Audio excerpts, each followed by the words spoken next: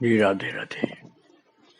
भक्तों, जो प्रभु का भक्त हो जाता है अथवा पिछले जन्म का ही भक्त हो या भगवान का विशेष कृपा पात्र हो, प्रेमी हो, तो उसकी रक्षा सभी देवी देवता भी करते हैं, सभी उसका आदर करते हैं, सभी उसको मानते हैं, सुरक्षा प्रदान करते हैं, उसकी हानि नहीं होने देते हैं। और जिन चक्र जी की बात आप सुन रहे थे, वो श्री सुदर्शन सिंह जी चक्र पूर्व जन्म के ही भक्त थे। भक्तों, निश्चित ही पूर्व जन्म के भक्त थे। आगे उनका चरित्र सुनकर आपको विश्वास हो जाएगा। अभी मैंने आपको सुनाया था पिछले दिन कि उनका जन्म हुआ था, तो किस प्रकार से मंगल गीत गाए गए, खुशियां मनाई गई। ठाकुर राम किशोर सिंह जी, जो उनके पुत्र, जिनके पुत्र बने थे चक्र जी के पिताजी थे ठाकुर राम किशोर सिंह, वो दुर्गा जी के भक्त थे और बिना दुर्गा पाठ किए उनके कंठ से जल भी नहीं उतरता था। नवरात्र में तो विशेष साधना उनकी चलती थी, निष्ठापूर्वक नियमों का पालन करते हुए दुर्गा जी के पूजा पाठ में लगे रहते थे। और नवमी तिथि को प्रायः उन्हें देवी का आवेश भी आता था। और ऐसे समय में आसपास के गांवों के लोग अपनी आपत्ति विपत्ति, दुख क्लेश आदि के निवारण के लिए उनके स्थान पर आकर उनके समक्ष निवेदन करते और उनके द्वारा बताए गए उपायों द्वारा उनके कष्टों का निवारण हो जाता था। और एक बार की बात है भक्तों, जब राम किशोर सिंह दुर्गा जी के आवेश में सिर पर उत्तरी धारण किए हुए बैठे हुए थे, जय जयकार हो रही थी देवी की, तभी भेलहटा के निवासी श्री बद्री तिवारी अपने रुग्ण पुत्र को ला करके उनके चरणों में डालकर उसे आरोग्य प्रदान करने की प्रार्थना करने लगे। तब देवी भाव में आवेशित राम किशोर ने कहा, अब लाया इसे, अब कुछ नहीं हो सकता, कल इसी समय इसकी चिता जलेगी। और महाराज तो डर के कारण ले गए अपने बच्चे को। उसी समय चक्र जी की जो माँ थी, माँ स्वरूपा उनका नाम था, वो डरते डरते अपने बालक सुदर्शन को ला करके उनके चरणों में रख दिया। पिता के चरणों मत समझना आप, देवी का आवेश था उस समय उनके ऊपर, अर्थात देवी के चरणों में रख दिया। तो शिशु को स्नेह से देखते हुए अनायास खिलखिला करके हंसते हुए देवी ने कहा, मैं सदा इस शिशु की रक्षा करूंगी। अब आप देखिए, ये कोई ढोंग और बनावट की बात नहीं थी भक्तों। कई जगह ढोंग बनावट भी हो सकता है, लेकिन यहाँ राम किशोर जी के ऊपर दुर्गा का आवेश था। आवाज भी बदल गई थी और राम किशोर जी पुरुष अपने को नहीं मान रहे थे, वो दुर्गा के रूप में थे। तो कह रहे हैं, मैं इस शिशु की सदा रक्षा करूंगी, ये मेरी पूजा अर्चा तो नहीं करेगा। क्योंकि दुर्गा माता को पता था कि कृष्ण का भक्त है, ये तो केवल कृष्ण की पूजा करेगा और किसी की करेगा ही नहीं। और भक्तों, जो अनन्य भक्त होते हैं, सच्चे उच्च कोटि के, बस वो तो अपने केवल भगवान की पूजा करते हैं और किसी का अनादर नहीं करते, किसी देवी देवता का अनादर नहीं करते, लेकिन पूजा अपने भगवान की ही करते हैं। तो इसलिए दुर्गा जी के आवेश में राम किशोर सिंह जी ने बोल दिया कि मैं इस शिशु की सदा रक्षा करूंगी, ये मेरी पूजा अर्चा तो नहीं करेगा। किंतु सदा ही मैं इसे साक्षात दर्शन देती रहूंगी। सदा ही मतलब एक बार दर्शन दूंगी ऐसी बात नहीं। इसे किसी भी निकृष्ट शक्तियों से कोई भय नहीं होगा। डर मत, ये चिरायु होगा। जो माता लेके आई थी ना सुदर्शन को, माता स्वरूपा, उसको इन्होंने ऐसे रामकिशोर सिंह जी दुर्गा के आवेश में बोले, डर मत, ये चिरायु होगा, बहुत लंबी आयु का होगा, और इसको किसी भी निकृष्ट शक्ति से कोई भय नहीं होगा। मैं इसकी सदा रक्षा करूंगी। मेरी पूजा अर्चा तो नहीं करेगा, लेकिन मैं इसे साक्षात दर्शन देती रहूंगी। यह रहस्य नहीं खोला उसमें दुर्गा माँ ने कि ये पूजा किसकी करेंगे। और दुर्गा जी के भक्त ठाकुर रामकिशोर सिंह जी का अपने ज्येष्ठ पुत्र सुदर्शन पर असीम वात्सल्य था। बहुत प्रेम करते थे और अपने सिद्धांतों के प्रति निष्ठा, सदाचारी मनोवृत्ति और तेजस्विता, ये बाल्यकाल से सुदर्शन को अपने पिता से विरासत रूप में प्राप्त थी। पिता ने इन्हें बहुत छोटी अवस्था में अक्षर ज्ञान होने से पहले रक्षा के लिए दुर्गा कवच एवं हनुमान चालीसा रटा दिया था, और 6 वर्ष की अवस्था से ही पिता सुदर्शन को अपने से अलग एक छोटी सी चारपाई होती है, वहां खटोला बोलते हैं, उस पर सुलाते थे। जब वो प्रातः 4 बजे उठते तभी बालक को भी उठा देते। 4 बजे सुबह उठा देते 5 वर्ष के बच्चे को, और वो 5-6 वर्ष का बच्चा शीतकाल में भी कुएं के जल से अपने ठंडे जल से नहाता था। पिताजी नहला देते थे, पानी डाल दिया 1-2 बाल्टी घड़ा, तो और उसके बाद वो दुर्गा कवच हनुमान चालीसा उनको सुना देते थे पिताजी को, क्योंकि याद हो गया था उनको, बचपन में याद हो गया था हनुमान चालीसा दुर्गा कवच। और उसके बाद वो फिर सो जाते थे। थोड़ा और बड़े हुए तो सुंदरकांड का भी पाठ करने लगे, और तब पिता अपनी पूजा पर बैठ जाते और 10-11 बजे उठते थे। वात्सल्यवश माँ बालक के शीघ्र उठने के पक्ष में नहीं थी। वो चाहती थी जब वो स्नान कर ले तब बालक उठे, जिसमें सुविधा से जलपान करा सके।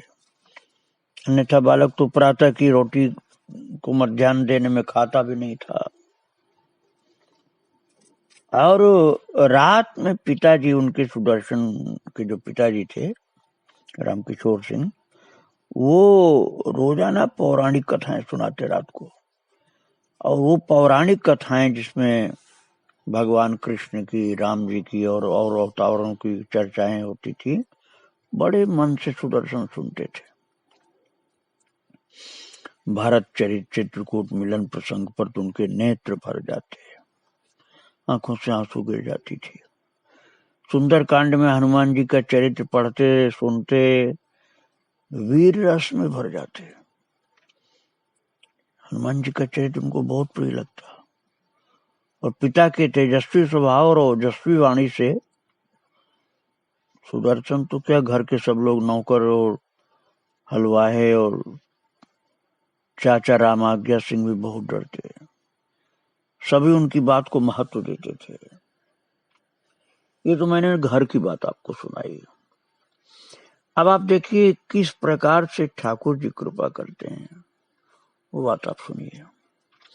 6-7 वर्ष का बालक सुदर्शन गर्मी की एक रात में अचानक नींद से चौंक कर अपनी चारपाई पर उठकर बैठ गया। वो चारों ओर दृष्टि घुमाकर जैसे किसी को खोज लेना चाहता हो। अपने स्वयं के प्रयत्न में असफल होकर के उसने अपने समीप सोए हुए पिता को जगाया। और भक्तों, उधर के क्षेत्र में बनारस की तरफ पिता को बच्चे लोग बाबू बोलते हैं। तो वो बालक सुदर्शन ने पिता को जगा कर कहा, बाबू बाबू, मुझे अभी किसी ने पुकारा है। तो पिता ने कहा, इतनी रात को कौन पुकारेगा, अरे तू सपना देखा होगा, सो जा। यह कर करके पिताजी ने थोड़ा सा उनका करवट बदल दिया घुमाकर बच्चे की, और कहा सो जा, सपना देखा होगा, कौन बुलाएगा इतनी रात को।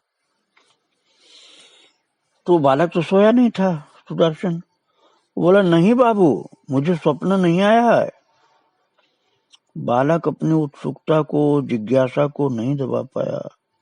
उसने पिता को पुनः जगाया, क्योंकि थोड़ी देर में पिताजी सो गए, तो फिर जगाया। फिर बच्चे ने बोला, बाबू किसी ने मेरा नाम लेकर पुकारा है, और बहुत प्यार से, बहुत स्नेह भरे प्यार से पुकारा। बाबू मैं तो पहली पुकार पर ही जग गया था, लेकिन उठते उठते पुनः दूसरी बार पुकार लगाई, दूसरी पुकार सुनाई पड़ी। यह आवाज पुकार की जो थी उधर से आई थी, उधर से। एक तरफ उंगली उठा करके दिखाया। बालक ने चारपाई पर बैठे बैठे ही सामने वाले घर की पिछली दीवार की ओर अपने दाहिने हाथ की तर्जनी संकेत किया। उधर से आवाज आई थी, और बहुत मीठी आवाज थी बाबू, और बहुत प्रेम से कोई पुकार रहा था मेरा नाम लेकर के। अब पिताजी की नींद का टाइम था भक्तों, जब बच्चा बोल रहा था। अब 6-7 वर्ष का बच्चा बोल रहा है, पिताजी को सुनना तो पड़ा, लेकिन नींद में बाधा पड़ रही थी। तो एक बार पिताजी झुंझलाए, किंतु पुत्र की पूरी बात सुनकर के उठ खड़े हो गए और बोले, तू यहीं बैठ, मैं देख कर आता हूं कौन पुकारा तेरा नाम लेके। और कहते हुए सामने वाले घर की ओर चल दिए। उस समय रात के 2:30-3 बजे के आसपास होंगे।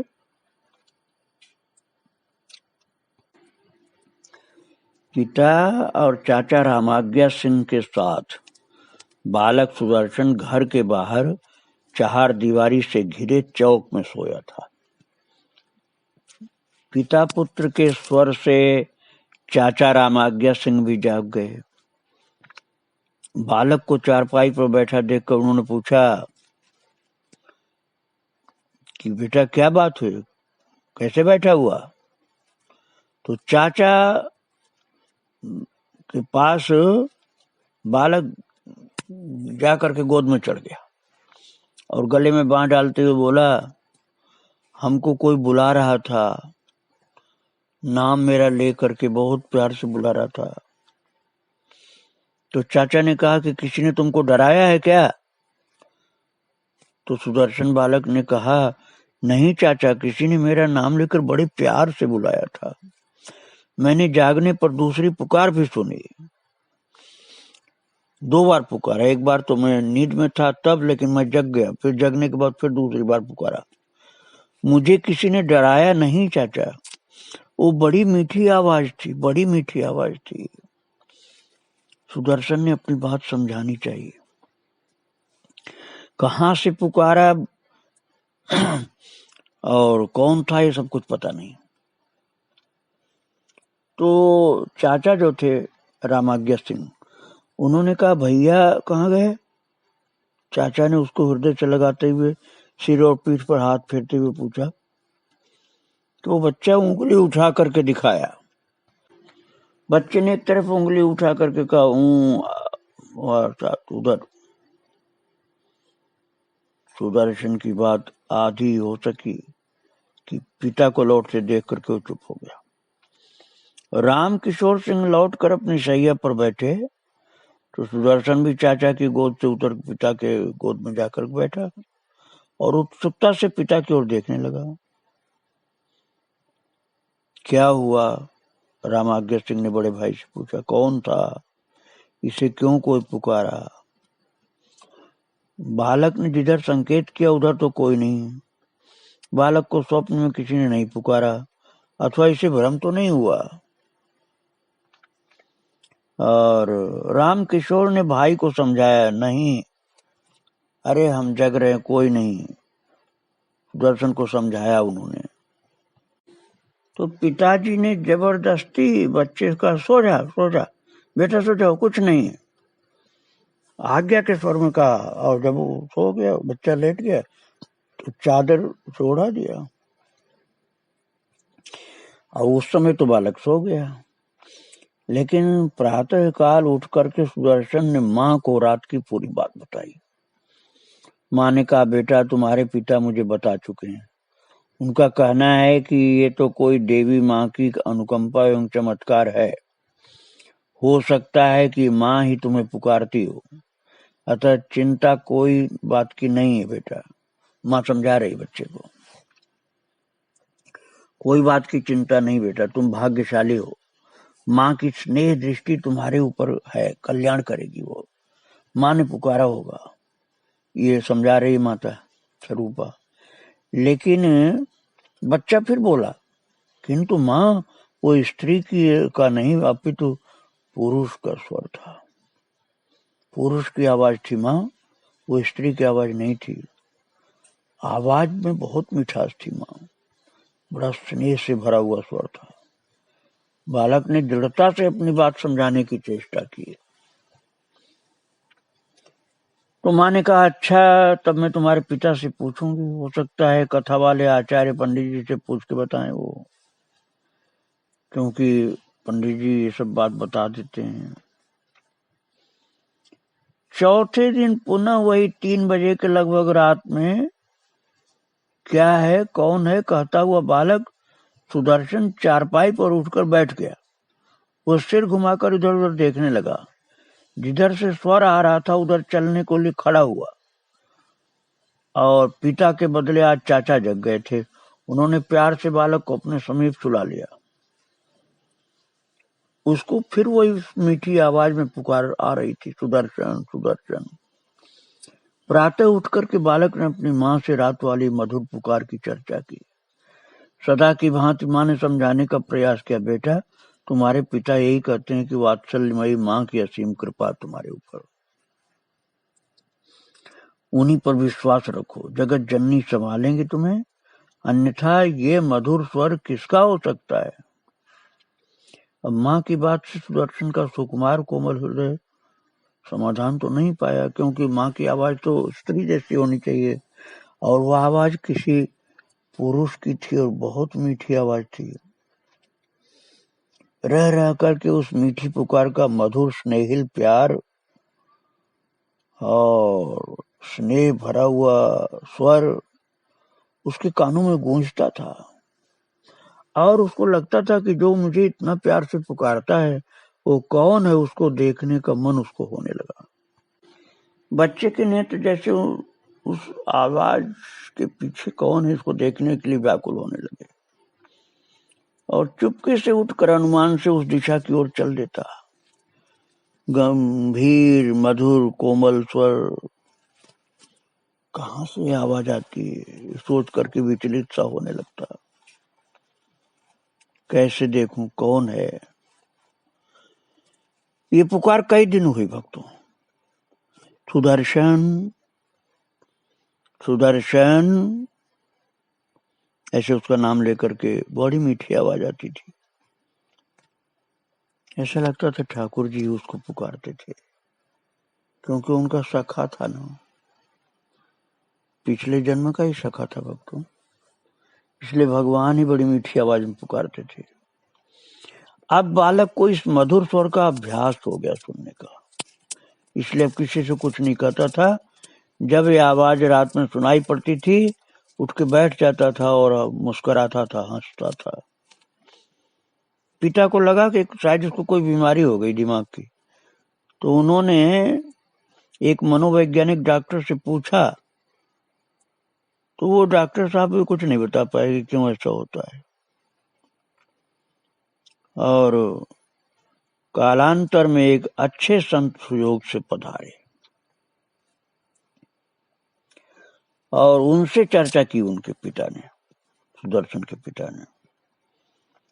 तो बालक को सीने से लगा करके उस अच्छे संत ने सिर पर हाथ फेरते हुए हंसकर कहा, विश्व का कण कण व्याकुल है वत्स, ये हलचल देखते हो ना, ये कोलाहल कुछ पा लेने के लिए ललक के लिए हुए जैसे उसके अंदर ललक प्रकट हो रही है, क्रियाशीलता होती है,